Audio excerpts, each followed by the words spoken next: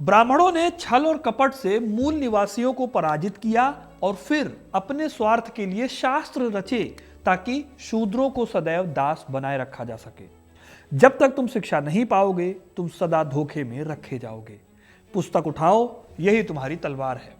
ये सब बातें लिखी गई थी उस एक किताब में जिसने इंडिया की सोशल हिस्ट्री में भूचाल ला दिया। ये किताब भारत की सबसे महान क्रांतिकारी किताबों में से एक थी। किताब का नाम था गुलामगिरी और इस किताब को लिखा था ज्योतिबा राव फुले ने। वो ज्योतिबा राव फुले जिन्हें अंबेडकर अपना गुरु मानते थे और अगर उनको भारत का मार्टिन लूथर किंग कहा जाए तो कोई बड़ी बात नहीं होगी। डॉक्टर अंबेडकर ने जब अपनी किताब हु वर द शूद्रास लिखी तो उन्होंने उन्हें महात्मा फुले को समर्पित करते हुए आधुनिक भारत का महानतम शूद्र कहा। आज मैं आपको इन्हीं ज्योतिबा राव की कहानी सुनाऊंगा जिनकी लगाई आग ने देश के करोड़ों लोगों को इंसान बनाने का काम किया। भारत के सबसे पहले दलित नेताओं या समाज सुधारकों में से एक जिन्होंने सिर्फ बराबरी का अधिकार हासिल करने में अपनी जिंदगी बिता दी। सवाल यह है कि क्या ज्योतिबा सिर्फ दलित नेता थे या सिर्फ उनकी आइडेंटिटी दलित नेता से कहीं बड़ी थी। आज हम उन्हीं ज्योतिबा राव की कहानी को जानेंगे, तो वीडियो को अंत तक जरूर देखिएगा क्योंकि अपना इतिहास नहीं जानोगे तो खुद को कैसे पहचानोगे। दोस्तों, यूपीएससी आज भी इंडिया के सबसे टफ एग्जाम्स में से एक है। हर साल 10 लाख लोग इस एग्जाम के लिए अपीयर होते हैं या फॉर्म भरते हैं। अब यूपीएससी के लिए पढ़ते तो सब हैं, पर प्रीलिम्स वही निकालते हैं जो सही टाइम पर खुद को टेस्ट करते हैं। और सेल्फ टेस्टिंग का वो फॉर्मूला हमने एक्सपर्ट्स के साथ मिलकर महीनों की मेहनत के बाद तैयार किया है, वो भी सिर्फ आपके लिए। हिस्ट्री कनेक्ट की यूपीएससी टेस्ट सीरीज को हमने इसी पर्पस से डिजाइन किया है कि आपका प्रोकास्टिनेशन खत्म हो जाए, टाल मटोल वाली बातें ना रह जाएं। एक प्रॉपर टाइम बाउंड शेड्यूल के साथ आपको 15 टेस्ट मिलेंगे जो पूरे सिलेबस को कॉम्प्रिहेंसिव तरीके से कवर करेंगे। इसमें सिर्फ आंसर नहीं होंगे बल्कि इन डेप्थ एक्सप्लेनेशन मिलेगी आपको, जो आपको यूपीएससी माइंडसेट में ट्रेन करेगी। आपको पता है कि मैं अपने कंटेंट की क्वालिटी से कभी भी समझौता नहीं करता हूं और वही सीरियसनेस आपको इन टेस्ट पेपर्स में भी दिखेगी। अगर आप इस साल के प्रीलिम्स को लेकर सीरियस हैं और एग्जाम देना चाहते हैं तो इस टेस्ट सीरीज को मिस करना एक बड़ी गलती हो सकती है। लिंक आपको डिस्क्रिप्शन और पिन्ड कमेंट्स में मिल जाएगा, वहां जाकर टेस्ट सीरीज को ज्वाइन कीजिए और अभी तुरंत चेकआउट कीजिए। तो कहानी में आगे बढ़ते हैं। 19वीं सदी में अंग्रेज भारत भर में पैर पसार रहे थे। मुगल्स, मराठों और सिखों का पतन हो रहा था। देश की पॉलिटिक्स लगातार बदल रही थी, लेकिन इस बड़े पॉलिटिकल बदलाव के बीच एक चीज थी जो कांस्टेंट थी, बदल नहीं रही थी। एक ऐसी गहरी, खामोश और सदियों से चली आ रही पुरानी व्यवस्था जिसने करोड़ों लोगों को इंसान होने के बुनियादी हक से भी महरूम कर रखा था। इसे हम वर्ण व्यवस्था या जातिवाद के नाम से जानते हैं। ये वो जहर था जिसने भारत के करोड़ों लोगों को उनके बुनियादी अधिकारों से दूर कर रखा था। बंबई प्रेसिडेंसी के पुणे में भी कुछ ऐसा ही हाल था। पेशवाओं का ब्राह्मणवादी दबदबा अभी अभी खत्म हुआ था, लेकिन जातिवाद का जहर हवा में अभी भी घुला हुआ था। ऐसे दौर में ज्योतिबा राव फुले का जन्म हुआ था। 11 अप्रैल 1827 को पुणे में एक माली के परिवार में फुले पैदा हुए। सोशल स्टेटस के हिसाब से वो शूद्र की कैटेगरी में आते थे। इनके पूर्वज मूल रूप से सतारा जिले के कटगुड़ गांव के रहने वाले थे और इनका असली नाम गोन्हे था। लेकिन जब वो पुणे आए और पेशवाओं के लिए फूलों की और बागवानी का काम करने लगे तो उन्हें समाज में फुले नाम से पहचाना जाने लगा, यानी फूल वाले के नाम से उनकी पहचान पक्की हो गई। इतिहासकार धनंजय कीर ज्योतिबा राव की जीवनी Mahatma Jyotirao Phule, father of Indian social revolution में एक इंटरेस्टिंग फैक्ट बताते हैं। वो कहते हैं कि पेशवा बाजीराव द्वितीय के दरबार में उनका परिवार फूल पहुंचाता था। इसके बदले में उन्हें 35 एकड़ जमीन दी गई थी इनाम में। यह बहुत बड़ा सम्मान था जो सीधे सीधे ज्योतिबा की इकोनॉमिक प्रॉस्पेरिटी को बढ़ाने का काम करता था। लेकिन क्या इस अमीरी ने उनके सोशल स्टेटस को, लोगों के मन में उनके लिए इज्जत को बढ़ाया था? असल में ज्योतिबा महलों के अंदर फूल तो पहुंचा सकते थे, लेकिन वो खुद मंदिर की दहलीज या स्कूल की क्लास में नहीं जा सकते थे। ये एक अजीब तरह का विरोधाभास था जिसमें उस इंसान की वैल्यू उसके अपने हाथों से लाए गए सामान की वैल्यू से ज्यादा थी। यही वो कॉन्ट्रडिक्शन था जिसने ज्योतिबा के अंदर समाज की इस कुरीति के लिए विद्रोह के बीज बोए। 1848 की एक दोपहर ज्योतिबा फुले की लाइफ का सबसे बड़ा टर्निंग पॉइंट बनी। इस दिन वो अपने एक ब्राह्मण दोस्त की शादी में शामिल होने गए। जैसे ही शादी का जुलूस शुरू हुआ, वहां मौजूद कुछ रूढ़िवादी लोगों ने ज्योतिबा की जाति को पहचान लिया। इन लोगों ने उन्हें सरेआम पूरी तरह से अपमानित किया, ये कहकर कि एक शूद्र को ब्राह्मणों के साथ चलने का साहस कैसे हुआ। अब दोस्त तो दोस्त था, उसने शायद जाति नहीं देखी थी, लेकिन समाज का आईना उस दिन ज्योतिबा ने अच्छे से देख लिया। उन्होंने उस क्रूर सिस्टम का भयानक चेहरा देखा जिसमें उनकी अपनी कोई जगह नहीं थी। 21 साल के ज्योतिबा को उस दिन समझ आया कि जाति की बेड़ियां सोने की हो या लोहे की हो, वो आपको हमेशा नीचे ही दिखाती हैं। उन्हें ब्राह्मण पेशवाओं से इनाम में जमीन जरूर मिली थी, लेकिन उस जमीन के बदले वो सम्मान कभी नहीं दिया गया जिसके वो हकदार थे। कहते हैं कि उस रात को ज्योतिबा पूरी रात सो नहीं पाए। उनके मन में यह सवाल कौंधता रहा कि क्या ये जो ऊंच नीच का ढांचा है वो वास्तव में भगवान का बनाया है, या फिर इस सिस्टम को कुछ स्वार्थी लोगों ने अपनी सहूलियत के लिए गढ़ा है। क्या यह सचमुच का धर्म है, या फिर धर्म के कुछ ठेकेदारों ने अपनी सत्ता और विलासिता को बचाने के लिए धर्म का चोला पहनाकर यह सिस्टम बनाया है। इन सभी सवालों से जूझते हुए ज्योतिबा ने लिखी थी वो किताब जिसने इंडियन हिस्ट्री में भूकंप ला दिया। 1873 में फुले ने अपनी सबसे ज्यादा कंट्रोवर्शियल और रेवोल्यूशनरी बुक गुलामगिरी लिखी। इस किताब में उन्होंने जातिवाद पर खुला प्रहार किया। किताब में उन्होंने कंपैरिजन किया। उन्होंने लॉजिक दिया कि जिस तरह से अमेरिका में व्हाइट मालिकों ने अफ्रीकी मूल के लोगों को गुलाम बना रखा है, ठीक उसी तरह भारत के पुरोहित वर्ग ने मानसिक और धार्मिक बेड़ियों के जरिए बहुजनों को गुलाम बना रखा है। उन्होंने अपनी ये किताब उन अमेरिकी क्रांतिकारियों को या आंदोलनकारियों को समर्पित की जो वहां गुलामी की प्रथा को खत्म करने के लिए लड़ रहे थे। लेकिन दोस्तों, फुले ने सिर्फ किताब लिखकर अपना विरोध दर्ज नहीं कराया। उनको पता था कि बदलाव लाने के लिए जमीन पर उतरना पड़ेगा। वो जातिवाद में फंसे पिछड़े वर्ग के लोगों को निकालकर उन्हें बराबरी का हक दिलाना चाहते थे। ज्योतिबा ने क्लियरली देखी ये बात कि नॉलेज की कमी ही गुलामी की असली जड़ है। एजुकेशन की इंपॉर्टेंस को समझते हुए ही उन्होंने एक बात लिखी जो आज की डेट में जरूरी है कि हमारे स्कूलों की हर एक दीवार पर लिखी जाए।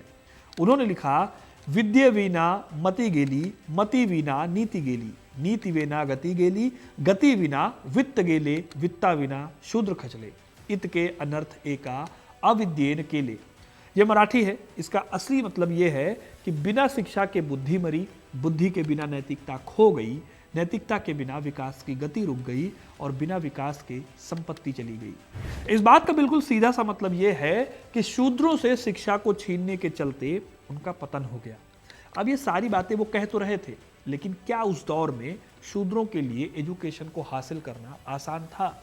यह सवाल इसलिए भी जरूरी था क्योंकि शूद्रों के लिए एजुकेशन सामाजिक रूप से दूर थी। मनुस्मृति का चैप्टर 8 श्लोक 270 से 272 कहता है कि अगर कोई शूद्र वेद सुन ले तो उसके कानों में पिघला हुआ सीसा या लाख डाल देना चाहिए। हालांकि 1870 के दशक में ब्रिटिश कानून लागू था, लेकिन जो रूलर और जो रूढ़िवादी समाज था वहां पर धार्मिक धमकियों का बहुत ज्यादा साइकोलॉजिकल और सोशल खौफ हुआ करता था। सरकारी स्कूलों में भी सो कॉल्ड हायर कास्ट के टीचर्स होते थे या स्टूडेंट्स होते थे, और दलित बच्चों को अंदर बैठने नहीं दिया जाता था। उन्हें अक्सर बरामदे में या स्कूल के बाहर बैठने पर मजबूर किया जाता था। 1880 के दशक में छपती ब्रिटिश शिक्षा रिपोर्टों के हिसाब से बॉम्बे प्रेसिडेंसी में लोअर कास्ट के स्टूडेंट्स की संख्या 0 के बराबर थी। एग्जाम्पल के लिए, हजारों की संख्या में ब्राह्मण छात्रों के मुकाबले दलित छात्रों की संख्या दहाई के अंकों में भी मुश्किल से पहुंचती थी। तो इस भेदभाव वाले सिस्टम से लड़ने के लिए ज्योतिबा ने अपने घर से शुरुआत की। उन्होंने सबसे पहले अपनी पत्नी सावित्रीबाई फुले को पढ़ाया लिखाया। सावित्रीबाई उस वक्त सिर्फ 9 साल की थी और पूरी तरह से अनपढ़ थी। फुले का मानना था कि अगर आप एक पुरुष को शिक्षित करते हैं तो सिर्फ एक व्यक्ति शिक्षित होता है, लेकिन अगर आप एक महिला को शिक्षित करते हैं तो पूरा परिवार और आने वाली पीढ़ियां शिक्षित होती हैं। 1 जनवरी 1848 को उन्होंने पुणे के प्रसिद्ध भीड़ेवाड़ा में लड़कियों के लिए भारत का पहला स्कूल खोला। यह आज आपको नॉर्मल लग सकता है सुनने में, लेकिन उस दौर में ये बिना तलवार के लाई गई क्रांति थी। इतिहासकार रोजलिंड ओ हेनलॉन उस खौफनाक माहौल का जिक्र करती हैं। वो लिखती हैं कि सावित्रीबाई जब स्कूल में पढ़ाने के लिए घर से निकलती थीं तो सड़कों पर खड़े लोग उन पर गालियों की बौछार करते, पत्थर मारते और यहाँ तक कि उनके ऊपर गोबर और गंदगी फेंकते थे। अब यहाँ पर मैं आपको एक ऐसी चीज दिखाऊंगा जिसे आप दोगलापन कह सकते हो। जिस मनुस्मृति के कास्ट सिस्टम को फॉलो ना करने के विरोध में लोग सावित्रीबाई फुले पर गोबर और गंदगी फेंक रहे थे, वही मनुस्मृति कहती है यत्र पूजयन्ते नारी रमन्ते तत्र देवता, यानी देवता वहीं वास करते हैं जहां पर महिलाओं की पूजा होती है। अब इस पूरे दोगलेपन का एक ही मतलब था, ज्योतिबा फुले की पत्नी या तो समाज की नजर में महिला ही नहीं थी या इंसान ही नहीं थी, या फिर लोग बस अपने काम के नियमों को धर्म मानकर चल रहे थे। ये वो आयरनी है जिसे समझे बिना जातिवाद को की गहराई को समझना बहुत मुश्किल है। खैर, इन सबसे भी बड़ी बात यह थी कि सावित्रीबाई अपने पति की तरह जुझारू थी। वो अपने साथ थैले में एक दूसरी साड़ी लेकर चलती थी ताकि स्कूल पहुंचकर वो गंदगी से सनी साड़ी बदल सकें और अपनी स्टूडेंट्स को पढ़ा सकें। इस तरह ज्योतिबा का ये स्कूल एक सड़े गले सिस्टम से लड़ने के लिए जंग के मैदान से कम नहीं था। 1852 तक ज्योतिबा और सावित्रीबाई ने मिलकर कुल 18 स्कूल खोले। उस दौर के पूरे संडे ऑब्जर्वर में एक रिपोर्ट सुनकर आप चौंक जाओगे। रिपोर्ट बताती है कि फुले के स्कूल्स में लड़कियों की संख्या सरकारी स्कूलों के कंपैरिजन में 10 गुना से भी ज्यादा था, यानी कि फुले के स्कूल का पर्पस कामयाब हो रहा था। लेकिन इस कामयाबी की उन्हें कीमत भी चुकानी पड़ी। ज्योतिबा के पिता गोविंद राव पर इतना प्रेशर डाला गया कि उन्हें अपने बेटे और बहू को घर से निकाल देने का अल्टीमेटम देना पड़ा। आप देखो कि एक पिता अपने बेटे को घर से निकालने के लिए मजबूर थे क्योंकि वो बराबरी की बात कर रहे थे। अब ज्योतिबा और उनकी पत्नी के पास न रहने को छत बची थी, न जेब में पैसे थे। ऐसे वक्त में उनका साथ दिया उस्मान शेख और उनकी बहन फातिमा शेख ने। आगे चलकर इन्हीं फातिमा शेख ने सावित्रीबाई के साथ मिलकर बच्चों को पढ़ाने का काम भी किया। इन्हें मॉडर्न इंडिया की पहली मुस्लिम वुमेन टीचर माना जाता है। ये उस दौर के इंटरसेक्शनैलिटी का पहला और बहुत ही मजबूत एग्जाम्पल था, जहां जाति, धर्म और जेंडर की बेड़ियों को एक साथ तोड़ने की कोशिश की गई। अब दोस्तों, फुले ने जो स्ट्रगल किया वो सिर्फ स्कूलों तक लिमिटेड नहीं था। इनफैक्ट उनको सिर्फ शूद्रों का नेता कहना भी ठीक नहीं होगा। उनके लिए शोषण था और बराबरी सबके लिए थी। एग्जाम्पल के लिए, जब फुले ने देखा कि पुणे में जो सो कॉल्ड ऊंची जातियों की विधवा महिलाएं थीं, वो भी नरक की जिंदगी जी रही थी। बाल विवाह के चलते महिलाएं अक्सर छोटी उम्र में विधवा हो जाती थी। उनका सिर मुंडवा दिया जाता था और उन्हें अशुभ मानकर कोठरियों में बंद कर दिया जाता था। अक्सर ये महिलाएं अपने ही रिश्तेदारों द्वारा यौन शोषण का शिकार भी होती थी, और जब वो प्रेग्नेंट हो जाती थी तो बदनामी के डर से या तो सुसाइड कर लेती थी या अपने नवजात बच्चों को मार देती थी। इस इनह्यूमैनिटी को खत्म करने के लिए फुले ने 2 बड़े काम किए। पहला, उन्होंने पुणे के नाइयों को एक ऐतिहासिक हड़ताल करवाई ताकि विधवाओं का मुंडन करना बंद हो जाए। दूसरा, 1863 में उन्होंने अपने ही घर में बाल हत्या प्रतिबंधक गृह खोला। ये उन महिलाओं के लिए एक सेफ ठिकाना था जिनका मुंडन करके उन्हें अंदर बंद कर दिया जाता था। उन्होंने शहर भर में पर्चे बंटवाए कि यहाँ पर आइए, सम्मान के साथ बच्चे को जन्म दीजिए, आपका नाम सीक्रेट रखा जाएगा। उन्होंने सिर्फ उपदेश नहीं दिए, बल्कि एक विधवा ब्राह्मणी के बेटे यशवंत को उन्होंने गोद लिया और उसे अपना कानूनी वारिस बनाया। ये उस दौर में सामाजिक नैतिकता के मुंह पर एक बहुत बड़ा तमाचा था। हालांकि उन्होंने अपनी किताब में आर्यन इन्वेजन थ्योरी को सपोर्ट किया था, जिस पर सवाल उठाए जाते हैं।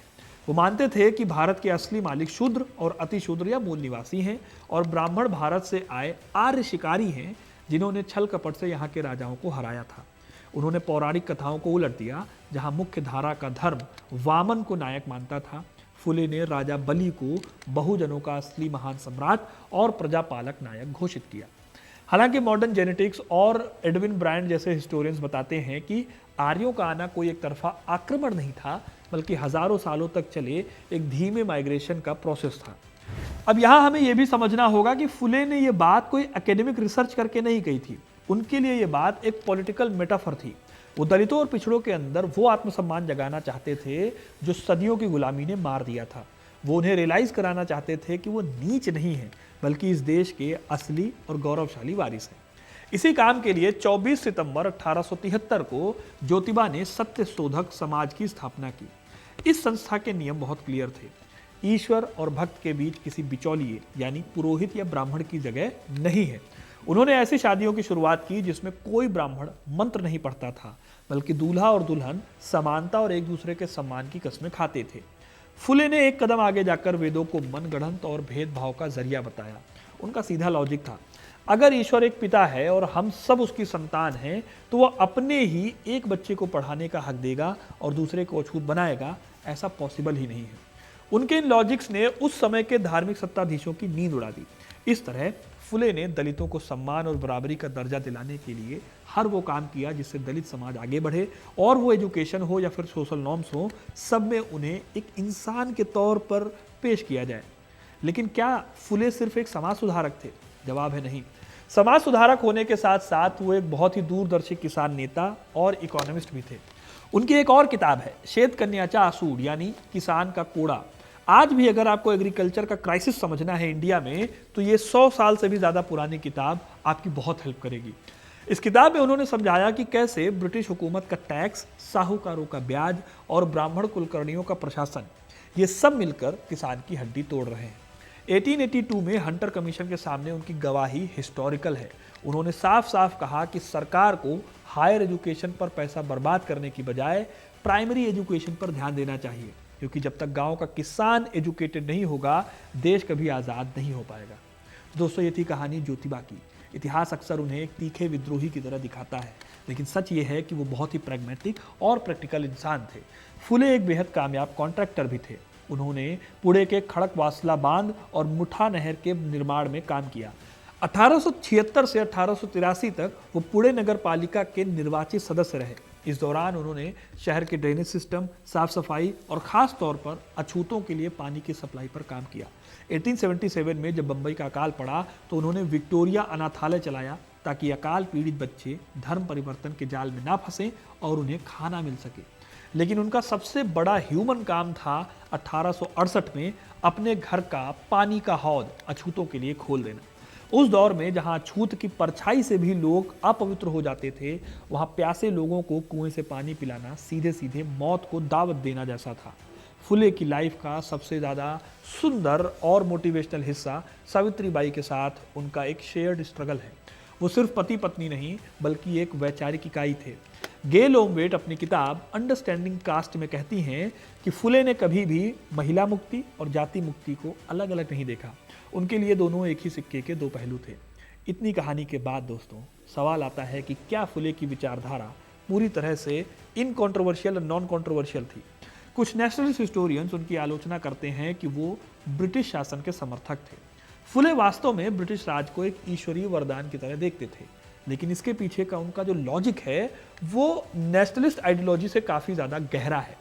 वो पूछते थे कि अगर आज अंग्रेज चले गए तो फिर पेशवाई या पुरानी व्यवस्था लौट आएगी, तो क्या शूद्रों को स्कूल जाने का मौका मिलेगा? उनके लिए आज़ादी का मतलब सिर्फ गोरों का चले जाना नहीं था, बल्कि हर इंसान का बराबरी के साथ जीना था। वो एक मानसिक आज़ादी की बात कर रहे थे। उनका ये सवाल आज भी इंडियन पॉलिटिक्स और रिजर्वेशन की बहसों के बीच में गूंजता रहता है। अब आप उनके इस तर्क पर क्या सोचते हैं, कमेंट करके बताइएगा।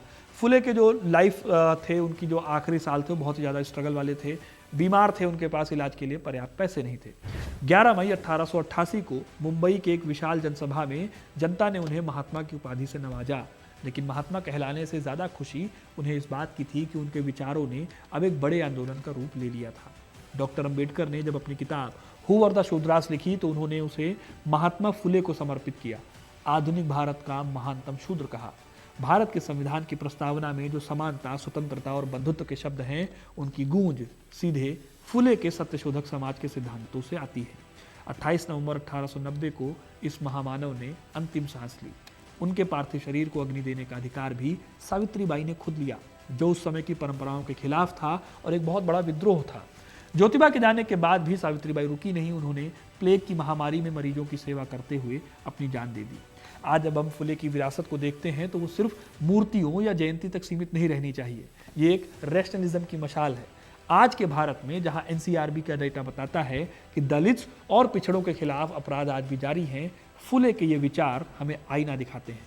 उन्होंने कहा था कि सत्य किसी की निजी संपत्ति नहीं है। उनकी गुलामगिरी आज भी हमें उन नए तरीके की मानसिक गुलामी से लड़ने की ताकत देती है, जो हमें धर्म, अंधविश्वास और जाति के नाम पर बांटना चाहती है।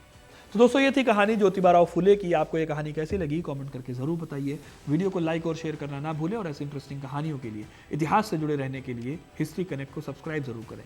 धन्यवाद।